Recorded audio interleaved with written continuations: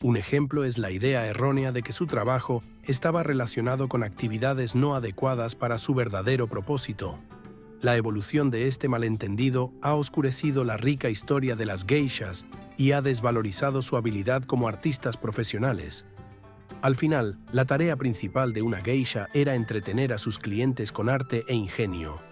La vida histórica de las geishas era muy diferente de las percepciones occidentales, que las consideraban simplemente como mujeres que ofrecían compañía en ambientes sociales. Las geishas soportaban entrenamientos extenuantes para obtener el tan deseado título.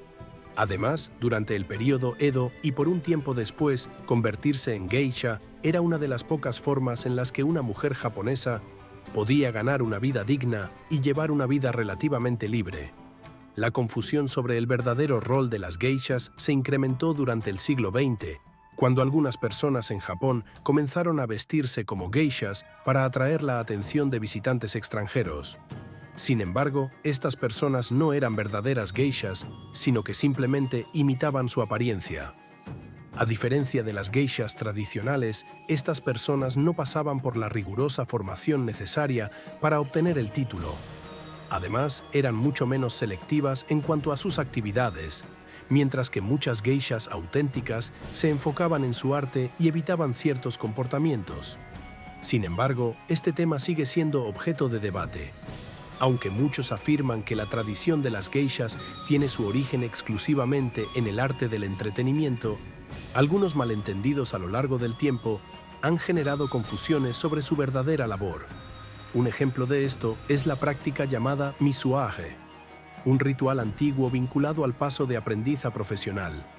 Aunque esta práctica ha sido malinterpretada a lo largo de los años, es importante recordar que no era representativa del arte y la cultura que las geishas verdaderamente encarnaban.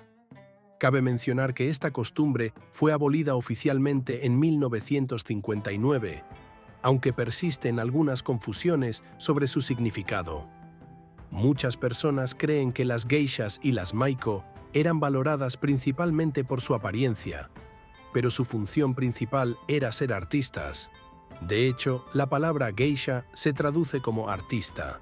Las geishas se formaban en canto, danza, interpretación del shamisen y otros tipos de arte. Con el tiempo, algunas geishas se ganaron la reputación de ser expertas en una o varias de las artes que practicaban, y los patrocinadores buscaban geishas según su experiencia. Estas personas desempeñaron muchas funciones a lo largo de los siglos, desde entretener a los daimyo como artistas de la corte hasta cantar, bailar y contar anécdotas e historias.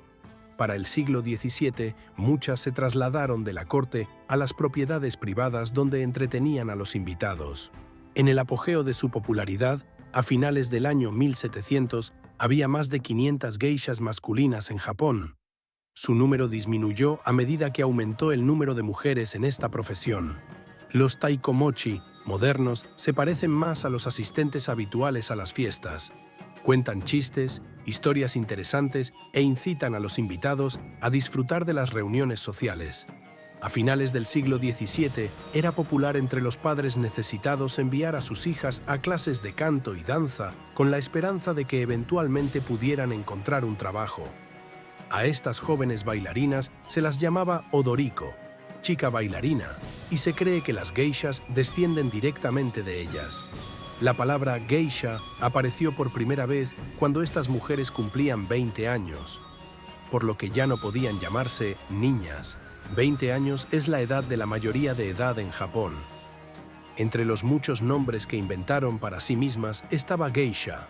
Las odoriko eran bailarinas muy hábiles y parte de su atractivo para los patrocinadores era su arte. Con el tiempo, algunas odoriko decidieron explorar otras oportunidades laborales, lo que contribuyó a la confusión sobre la verdadera labor de las geishas. Sin embargo, la clase de mujeres históricamente conocidas como geishas, que seguían el ejemplo de sus predecesores masculinos trabajando exclusivamente como artistas, no estaban vinculadas a estas actividades. Para convertirse en geisha, las jóvenes debían pasar por una larga y exhaustiva formación que podía comenzar a los 3 años y durar hasta los 20. A la aprendiz se la llamaba Maiko y su mentora en el estilo de vida era la Oni-san o hermana mayor.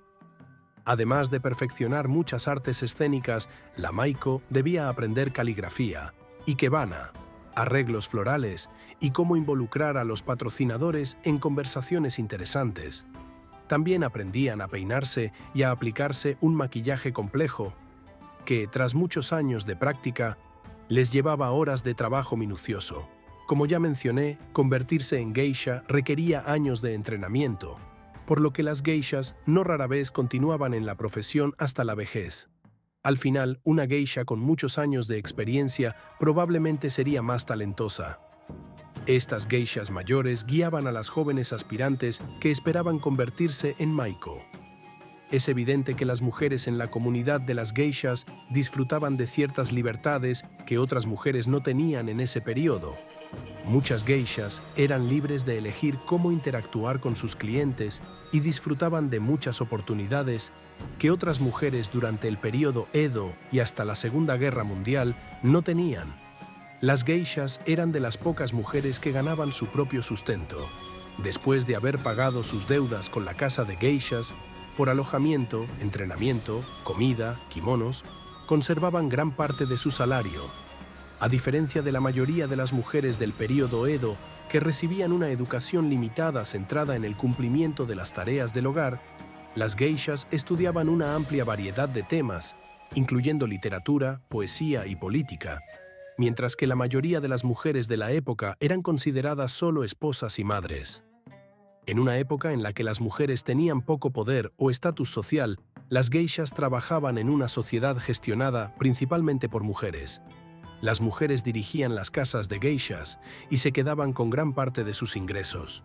Después de pagar sus deudas, las geishas podían desarrollarse por sí mismas, guardando la mayor parte de su salario, excepto el pago que hacían a su casa por lo que se llamaba patrocinio o publicidad. A los hombres no se les permitía tomar decisiones por ellas. A pesar de vivir en una época en la que a las mujeres no se les daba libertad, las geishas eran en gran medida independientes. Una geisha debía abandonar la casa si se casaba. Sin embargo, algunas geishas, especialmente hoy en día, no quieren continuar en la profesión hasta la vejez y se retiran simplemente por voluntad propia. Cualquiera que sea la razón, se organiza una ceremonia llamada Hiki Iwai. Esta tradición fue tomada de los barrios de entretenimiento y se organizaba cuando una geisha pagaba sus deudas y podía regresar a la sociedad japonesa. Cuando una geisha abandonaba la casa, enviaba a sus maestros, clientes y dueños de las casas de té donde trabajaba un regalo especial, una caja de arroz cocido. Si dejaba la casa por matrimonio o simplemente dejaba la puerta abierta para un posible regreso, se colocaba arroz rojo en la caja. Si no había posibilidad de retorno, se colocaba arroz blanco. Las geishas modernas, en su mayoría, todavía viven en las casas con las que estuvieron asociadas durante su formación, y por ley deben estar registradas en una de estas casas, incluso si no viven allí todos los días. En los últimos años, cada vez más geishas se han quejado a las autoridades de acoso e insultos por parte de grupos de turistas que desean tomarse fotos con ellas. Como resultado, se advirtió a los turistas en Kioto que no molestaran a las geishas en las calles, y los residentes locales y las empresas de las zonas comenzaron a patrullar toda la ciudad para evitar que los turistas molestaran a las geishas. La geisha mejor pagada de Japón fue Mineko Iwasaki. Arthur Golden escribió Memorias de una geisha basándose en la historia de su vida. Aunque después del libro y de que se hicieran públicos los detalles, Mineko comenzó a recibir amenazas. La historia nos permitió, aunque sea brevemente, adentrarnos en el asombroso y misterioso mundo de estas maravillosas creaciones humanas y su cultura milenaria. Estos son los hechos sobre las verdaderas geishas. Te recomiendo encarecidamente que leas Memorias de una geisha. Incluso puedes ver la película del mismo nombre basada en el libro. Si prefieres algo con menos brillo de Hollywood, puedes leer Las verdaderas memorias de una geisha. El prototipo de la heroína es el mismo, aunque la historia tomó un giro algo diferente. El mundo de las geishas está lleno de matices y misterios. A lo largo de la historia, ha sido malinterpretado, pero al conocer más sobre su arte y su historia, podemos comprender mejor su verdadero significado. ¿Qué opinas sobre este tema? ¿Crees que la imagen de las geishas ha sido mal interpretada a lo largo del tiempo? ¿O piensas que hay algo más detrás de estos mitos? Déjame tu opinión en los comentarios.